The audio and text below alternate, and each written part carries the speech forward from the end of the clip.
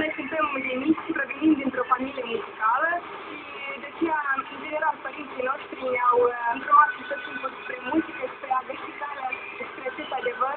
și ne bucurăm foarte mult. Am absolvit școală de muzică, Eugen Doga, și acesta desigur că ne-a ajutat foarte mult în cariera noastră.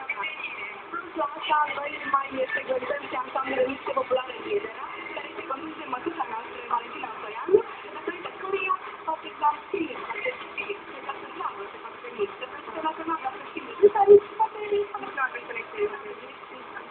școalele ce faceți și cum vă împăcați cu colegii voștri, ce știu ei despre activitatea vă. Colegii noștri apreciază foarte mult darul nostru de a cânta, tot timpul sunt bucuroși și dornici de a ne asculta și ne bucură foarte mult că îi avem alături și astăzi a venit și ne-am susținut foarte mult, a cântat